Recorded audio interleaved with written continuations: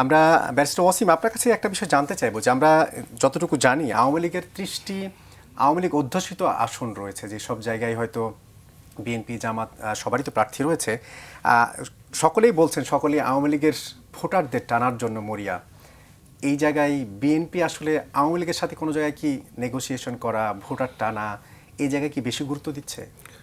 আমি একটা জিনিস বলি, মানে দল নির্বাচন যখন হয়, দলীয় প্রার্থী তার দলের নেতাকর্মীদেরকে নিয়েই আপনার প্রচারণাটা চালান, কিন্তু প্রচারণাটা ইউনিভার্সাল। এই আহ্বানটা থাকে জনগণ, সামগ্রিকভাবে ওই জনগোষ্ঠী, ওই এলাকার। সেখানে কি আওয়ামী লীগ, কি জামাত, কি এনসিপি, কি বিএনপি, কি জাসদ, কি জাতীয় পার্টি, ওটা বিষয় না। আমি ওই আওয়ামী লীগ হিসেবে কাউকে আমি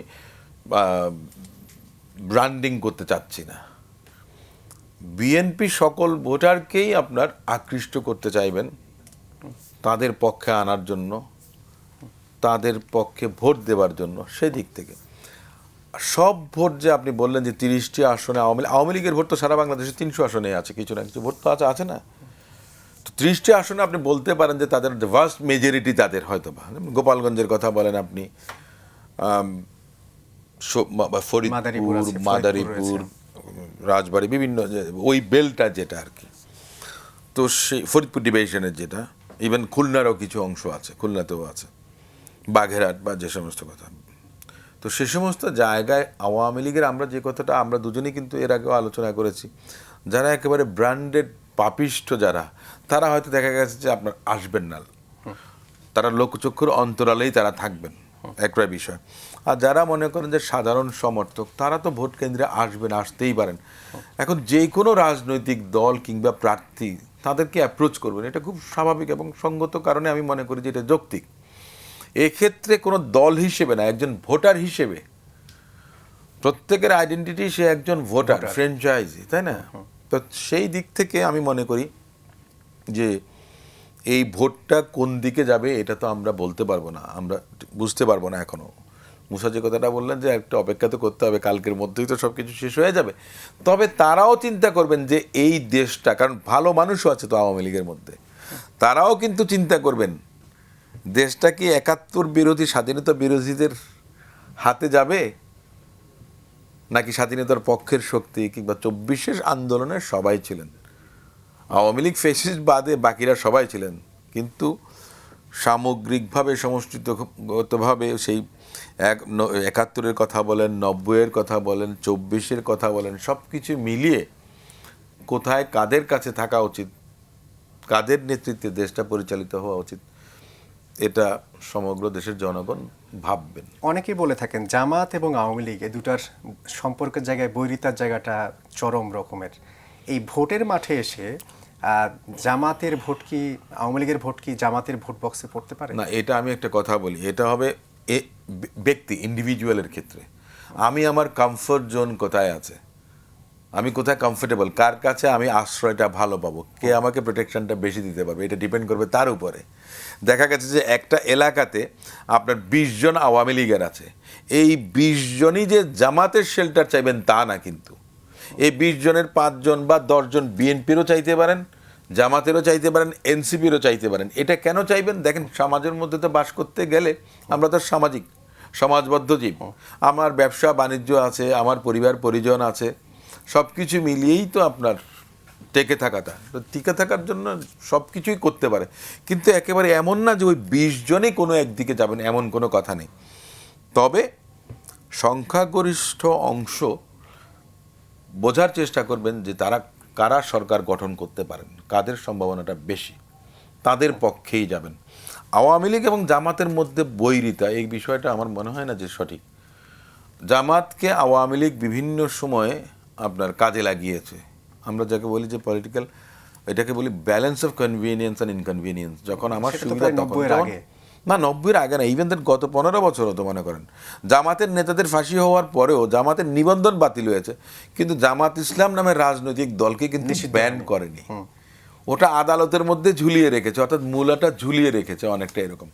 আমরা 2023 সালের 28শে অক্টোবর বিএনপির সমাবেশের উপর কিভাবে হামলা হয়েছে, গ্রেনেড হামলা থেকে আরম্ভ করে, আর জামাত ইসলাম ঠিকই দেখা গেছে যে মতিঝিলে তারা তাদের সমাবেশ নির্বিঘ্নে করেছেন। তার মানেটা হচ্ছে যে আওয়ামী লীগ যখন যাকে যেভাবে ইউজ করার দরকার সেটা তারা করেছে। এর মানে এখানে রাজনীতিতে যেমন চিরস্থায়ী শত্রু নেই, ওই পার্মানেন্ট বৈরিতেও আপনার আছে, এটা আমি বিশ্বাস করি। অ্যাডভোকেট মুসা, এই যে নির্বাচনে তো একটা সবারই ভোট, আমরা সাধারণভাবে সাদা চোখে দেখলে একজন ভোটার এবারে নির্বাচন নিশ্চয়ই হয়তো একটা অংশ ভোট দেবে না, কিন্তু বড় একটা অংশ অর্থাৎ আওয়ামী লীগের নেতা কর্মীরা কিংবা কর্মী সমর্থকরা তো ভোট দেবেন। এবারে নির্বাচনে কি এই আওয়ামী লীগ কর্মী সমর্থকদের ভোটটা একটা বড় ফ্যাক্টর হতে পারে? এটা প্রতিটা ভোটই এখানে ইম্পর্টেন্ট। বাংলাদেশের জনগণ হিসেবে যারা ভোটার তারা ভোটাধিকার প্রয়োগ করবেন এবং সবগুলো ভোটই কাউন্ট হবে। আপনার ভোটও একটা, আমার ভোটও একটা, অসীম ভাইয়ের ভোটও একটা, যে লোকটা ইতিপূর্বে আওয়ামী লীগকে ভোট দিয়েছে তার ভোট একটা। প্রতিটা ভোটই কাউন্টিংয়ে আসবে এবং হিসাবটা ইম্পর্টেন্ট। কিন্তু আমাদের দেশটা তো আওয়ামী লীগ যে অবস্থায় রেখে গিয়েছিল, পয়েন্ট অফ নো রিটার্নে, সেখান থেকে তো আমরা আলহামদুলিল্লাহ আমরা কিন্তু যে ধরনের রক্তারক্তির একটা আশঙ্কা আমরা করেছিলাম সেটা কিন্তু আল্লাহর রহমতে হয়নি। এটা হয়নি কারণ বাংলাদেশের সমাজ ব্যবস্থা এখনো শক্তিশালী অবস্থায় আছে। আমাদের সামাজিক যে বন্ধন সেটি কিন্তু রাজনৈতিক সম্পর্কের ঊর্ধ্বে উঠে বিনির্মিত হয়। আপনি দেখবেন যে আমাদের সমাজের সম্পর্কগুলো রাজনৈতিক সম্পর্ক দ্বারা নিয়ন্ত্রিত বা এটার উপরে প্রাধান্য পায় না কখনোই। আমাদের আত্মীয় স্বজন, আমাদের বন্ধু বান্ধব, কে কার সাথে পড়েছি, কে কার সাথে আমাদের ওঠা বসা আছে, কে কার বড় ভাই ছোট ভাই, এটা দ্বারাই কিন্তু নির্ধারিত হয়। কে কোন মসজিদে নামাজ পড়ে সেটা দ্বারা হয়, কে কোন ক্লাবে যায়, এগুলো দ্বারাও কিন্তু আমাদের সম্পর্কগুলো নিয়ন্ত্রিত হয় এবং এটাই ডমিনেট করে পলিটিক্যাল আইডেন্টিটির উপরেও। সে জায়গা থেকে আওয়ামী লীগকে বাদ দিয়ে এই প্রথম একটা নির্বাচন হচ্ছে বড় স্কেলে অনেক দিন পরে। তো এই নির্বাচনের জন্য বা দেশের স্টেবিলিটির জন্য একটা বড় চ্যালেঞ্জ হচ্ছে আওয়ামী লীগের যারা আওয়ামী লীগের কোনো অপরাধের সাথে জড়িত ছিল না তাদের রিকনসিলিয়েশনটা কিভাবে হবে। আসলে তাদেরকে তো কোনো না কোনো দলের সাথে ইন্টিগ্রেট করে দিতে হবে। ইন্টিগ্রেশনের মাধ্যমেই কিন্তু তাদের দীর্ঘস্থায়ীভাবে আপনি আওয়ামী লীগকে এই সমাজ থেকে নিশ্চিহ্ন করে দিতে পারবেন। আওয়ামী লীগের যে উপাদানগুলো আছে সেগুলোতে আপনি শুধুমাত্র আইন করে ব্যান করে তাকে এইটা সমাজ থেকে সরিয়ে দিতে পারবেন না। সমাজ থেকে সরিয়ে দিতে হলে তার কিছু অংশকে বিএনপিতে নিয়ে যেতে হবে, কিছু অংশ জামাতকে নিয়ে যেতে হবে এবং কিছু অংশ অন্যান্য যে রাজনৈতিক দলগুলো আছে কোনো না কোনো দলের সাথে যত বেশি তারা ইন্টিগ্রেটেড হবে তত বেশি আমাদের দেশের স্টেবিলিটি দ্রুত আসবে। এটা আমরা প্রথম মনে করি। দ্বিতীয় হচ্ছে যে এই ভোটে তারা অংশগ্রহণ করবে না এই আশঙ্কা আমি করছি না, তারা অংশগ্রহণ করবে। যদিও শুধুমাত্র এক্সাইলে যারা আছেন অথবা যে লোকগুলো দাগি আসামি, যারা পলাতক, যে ভোট দিতে আসলে সে তার বিরুদ্ধে ওয়ারেন্ট আছে, তিনি মানুষ খুন করেছেন, তিনি গ্রেফতার হয়ে যাবেন, এই সমস্ত লোক ছাড়া সবাই ভোট দিতে আসবেন। এবং ভোট দিতে আসাই হচ্ছে তাদের জন্য, তাদেরও তো এই দেশের মালিকানা আছে, তাদের জন্য তাদের নাগরিক অধিকার প্রয়োগের জন্য এটি তাদের জন্য একটা সুযোগ। তারা ভোট দিতে এসে কি না ভোট দিতে পারেন? অবশ্যই দিতে পারেন, এটা তো তাদের ইচ্ছা। না ভোট হ্যাঁ ভোট, এটা তো জনগণের উইলটা এখানে এক্সপ্রেস হবে। আমরা তো না ভোটের প্রসঙ্গটা, হ্যাঁ ভোটের প্রসঙ্গটা এসেছেই তো রাজনৈতিক দলগুলো কিন্তু ঐক্যমত্য কমিশন দীর্ঘদিন এখানে আলোচনা বিতর্ক করেছে, করার পরে তারা কিছু বিষয়ে একমত হয়েছে। কিছু বিষয়ে একমত হওয়ার পরেও এটা তো রাজনৈতিক দলের মতামত এখানে প্রতিফলিত হলো, এটা তো জনগণের থেকে একটা ম্যান্ডেট নিয়ে আসতে হবে, জনগণের ভ্যালিডেশন লাগবে। সেটার জন্যই তো আসলে এই গণভোটের আয়োজন।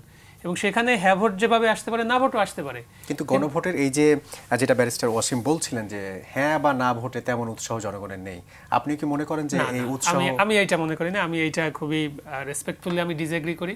কারণ জনগণের ওই মার্কাতে সিল দেওয়ার ব্যাপারে যেমন আগ্রহ আছে, এই হ্যাঁ ভোটে সিল দেওয়ার ব্যাপারে তার চেয়ে বেশি আগ্রহ জনগণের মাঝে তৈরি হয়েছে। বিশেষ করে যারা এই যে 4 কোটির বেশি যারা তরুণ ভোটার রয়েছেন তাদের এই আগ্রহটা আছে। কারণ জনগণের মালিকানাটা এই হ্যাঁ ভোটের মাধ্যমে তাদের প্রতিভাত হওয়ার সম্ভাবনাটা বেশি তৈরি হয়েছে বলে আমরা মনে করি।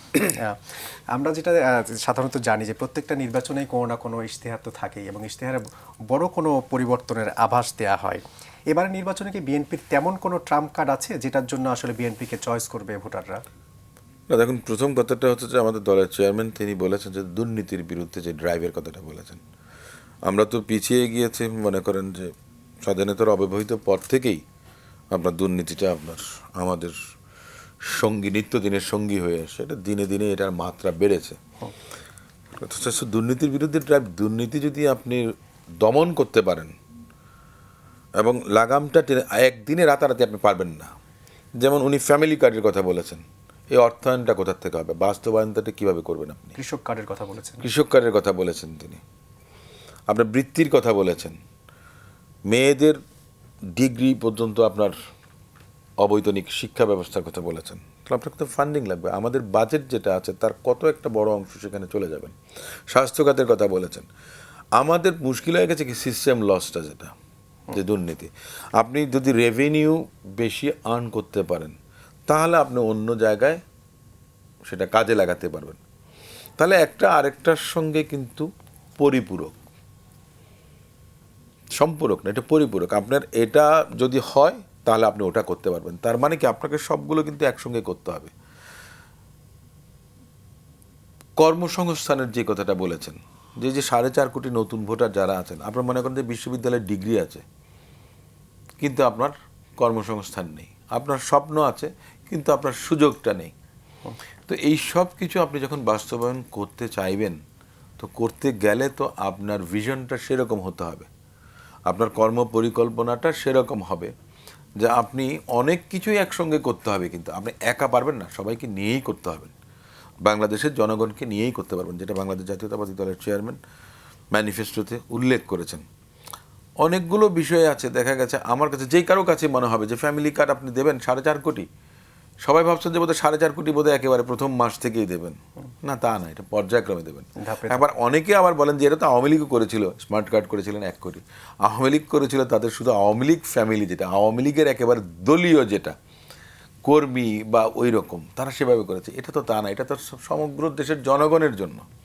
এটা এটা এটা হচ্ছে যে দলমত নির্বিশেষে। মানে প্ল্যানটা কি, কিসের ভিত্তিতে এই কার্ডটা হবে? না না, কার্ডটা হবে কিসের ভিত্তিতে বলতে, আপনার প্রথম ধরা হয়েছে যে 4.5 কোটি পরিবার। এই 4.5 কোটি পরিবার মানে মনে করেন যে যারা দরিদ্র সীমার নিচে আছে, প্রথম থেকে আপনার শুরু করে, যেমন এখন আমাকে দিলে আমি হয়তো দেখা গেছে লজ্জায় মনে করেন যে আমি সেটা গ্রহণ করব না, বা বিবেকের তারা আমি বলবো যে আমার তো দরকার নেই, অন্য কাউকে, তাহলে একটা ক্রাইটেরিয়া থাকবে। তো আপনাকে এগুলো বাস্তবায়ন করতে হলে তো আপনার সময় লাগবে, তো রাতারাতি কোনো কিছু সম্ভব হবে না। তো এরকম করে অনেকগুলো বিষয় আছে। আপনার বিচার বিভাগের স্বাধীনতার কথা বলা হয়েছে, বিচার বিভাগ দেখা গেছে অনেকটা স্বাধীন, কিন্তু তারপরেও ওই যে ভোগ করতে পারছেন কি পারছেন না সেগুলো একটা বিষয় আছে। ব্যালেন্স অফ পাওয়ারের কথা বলা আছে, ওই যে 2 মেয়াদের কথা বলা আছে, মানে অথবা 10 বছর সর্বোচ্চ প্রধানমন্ত্রী থাকা, আপার হাউসের কথা বলেছেন, হয়তোবা সেখানে আপনার ভিন্ন মত থাকতে পারে, সেটা বিএনপি বলেছে। এবং বিএনপির সবচেয়ে বড় জিনিস যে বিএনপি কোনো প্রতারণার আশ্রয় নেয়নি। যেমন আপনার জুলাই সনদের মধ্যে আছে যে আপার হাউস হবে জাতীয় সংসদে প্রদত্ত আসনের আনুপাতিক হারে, কিন্তু বাংলাদেশ জাতীয়তাবাদী দলের কথা ছিল যে না, সমগ্র দেশের প্রাপ্ত ভোটের আনুপাতিক হারে। এই জায়গাতে বিএনপি কিন্তু এটা ইশতেহারের মধ্যে এসছে, বিএনপি কিন্তু এটা গোপন রাখতে পারত, জনগণের সঙ্গে বিএনপি প্রতারণা করেনি।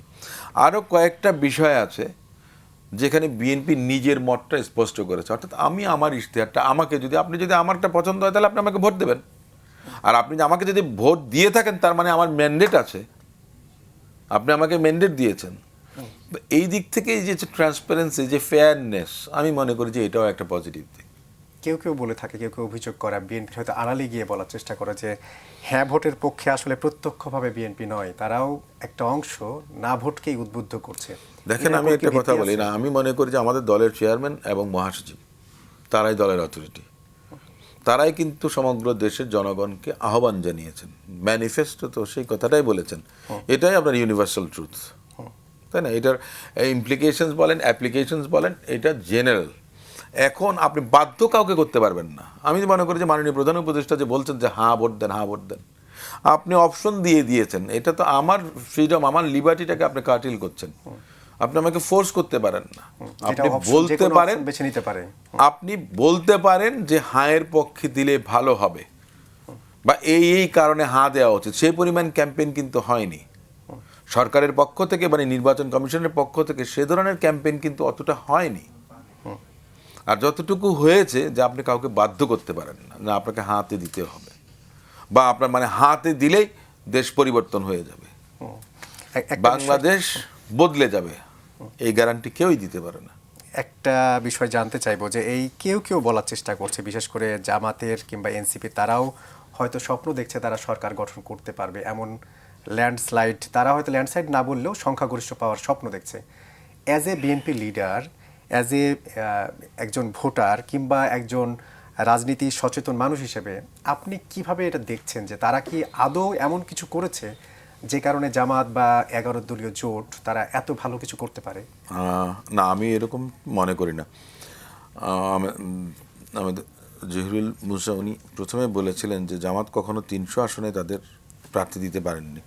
জামাত তো সবসময় কারো না কারো উপর নির্ভরশীল ছিল, আমাদের উপরও নির্ভরশীল ছিল। সে 91 সালে যে জামাত যে আসনগুলো পেয়েছে সে সমস্ত জায়গায় দেখা গেছে বিএনপি এবং জামাত, যেখানে দেখা গেছে জামাত একটু শক্তিশালী দেখা গেছে, প্রত্যক্ষ না হলেও পরোক্ষভাবে বিএনপি তাদেরকে সমর্থন দিয়ে গেছে।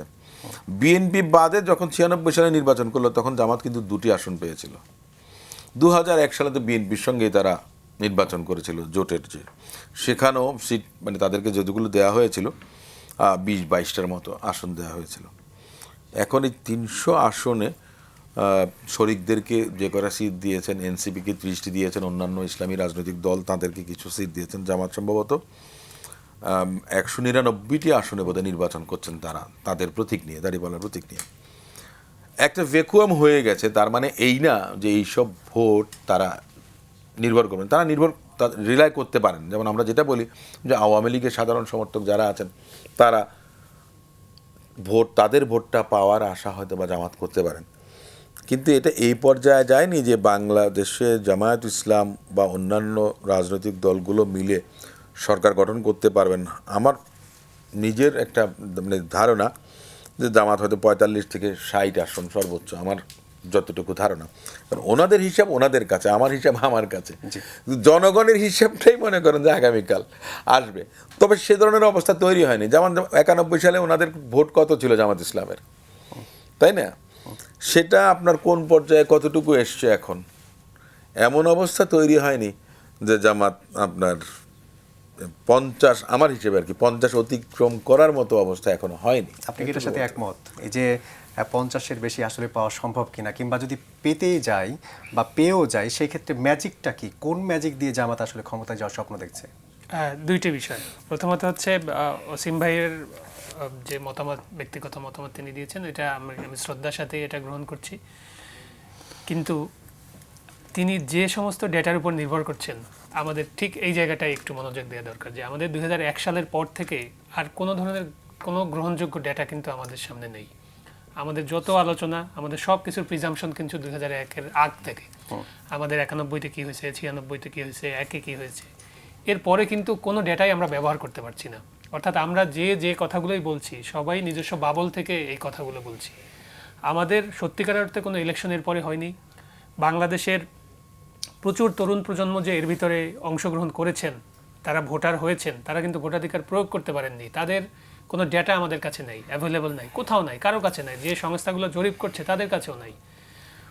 চূড়ান্ত ডেটাটা আমাদের আসে একটা ভোটের মাধ্যমে। গ্রহণযোগ্য ভোট যেহেতু হয়নি, এজন্য আমরা এই আশঙ্কাগুলো, এইটা অনুমান, সবারই বক্তব্যগুলো হচ্ছে অনুমান নির্ভর হবে। অসীম ভাইও তার জায়গা থেকে বলেছেন যে এটা তার অনুমানে এটা 60 পর্যন্ত উঠতে পারে, কিন্তু তিনি মনে করছেন না যে এটা এর বেশি হতে পারে। কিন্তু আমরা যখন মাঠে কাজ করেছি এবছর, আমাদের কাছে মনে হয়েছে যে একটা হিউজ চেঞ্জ আসলে ওভারঅল সারা দেশে ঘটে গেছে। একটা বড় ধরনের পরিবর্তন ঘটে গেছে, যেটাকে আমরা আইদার রিকগনাইজ করতে চাচ্ছি না অথবা আমরা কেউ বুঝতে পারছি না, বোঝার চেষ্টা করছি না। আমাদের মনে হয় যে জামাতের ম্যাজিকের যদি চিন্তা করেন বা এই জোটের ম্যাজিকের যদি কথা চিন্তা করেন, তাহলে দুইটা ম্যাজিক এক্ষেত্রে কাজ করতে পারে। দুইটা হচ্ছে তাদের ম্যাজিক, আর একটা হচ্ছে বিএনপির ব্যর্থতা। এই তিনটা মিলে তাদের একটা সম্ভাবনা তৈরি হয়েছে। প্রথমত হচ্ছে তারা তাদের পুরো ক্যাম্পেইনটা সাজিয়েছে কিন্তু দুর্নীতি এবং চাঁদাবাজদের বিরুদ্ধে, এবং এটাকে এমনভাবে তারা ব্র্যান্ডিং করেছে, এমনভাবে জনগণের মুখে মুখে নিয়ে যেতে পেরেছে, যাদের কারণে একটা বড় ধরনের একটা কিন্তু মত তৈরি হয়েছে চাঁদাবাজদের বিরুদ্ধে। এটা এক, দুর্নীতির বিরুদ্ধে হয়েছে। দ্বিতীয় হচ্ছে 24-এর যে গণ অভ্যুত্থানটা হয়েছে, এটা গণ অভ্যুত্থানের পুরো নেতৃত্বটা কিন্তু এনসিপির বড় একটা অংশ কিন্তু এনসিপিতে আছে। এনসিপি তারা নতুন দল গঠন করেছে, সেই দল যখন জামাতের এই জোটে যোগ দিয়েছে, এটা তাদের জন্য একটা বুস্ট হয়েছে। আর থার্ড যে ফোর্সটা, সেটা হচ্ছে বিএনপির উপর বিরক্ত মানুষগুলো। বিএনপির উপরে যে আশাবাদগুলো আমাদের দেশের মানুষের ছিল, সেই আশাবাদ তারা মনে করছেন যে বিএনপি তাদের কার্যক্রম দিয়ে সেটা প্রকাশ করতে পারছেন না। এই লোকগুলো হচ্ছে এই জোটে ভোটে আসতে পারে। ব্যারিস্টার অসীম, আপনি কি মুসার সাথে একমত? না, আমি অ্যানালিসিসটা আমি ফলো করেছি, বেশ ভালো। কিন্তু আমি একটা কথা বলি যে 24-এর অভ্যুত্থানে এনসিপি যে স্টেক, যেটা হচ্ছে বিগেস্ট স্টেক হোল্ডার, ঠিক আছে, আমি সেটা মেনেই যদি নেই, তারপরেও দেখা গেছে এনসিপি বিএনপির সঙ্গে জোট করতে চেয়েছে। এটা কিন্তু পত্রপত্রিকায় বা মানুষের মধ্যে কিন্তু এটা ধারণার মধ্যে আছে, এটা মানে বিস্মৃতির অতলে হারিয়ে যায়নি। পরবর্তীকালে রাজনৈতিকভাবে মানুষ যে আদর্শ কোথায় আছে এটা কেউ জানে না। জামাতের সঙ্গেও কিন্তু এনসিপি জোট করেছে সর্বশেষ, যেটা আমরা দেখলাম। একটা সময় বিএনপি, তার মানে বিএনপির সঙ্গেও করতে চেয়েছিল, এটাও মানুষ জানছে।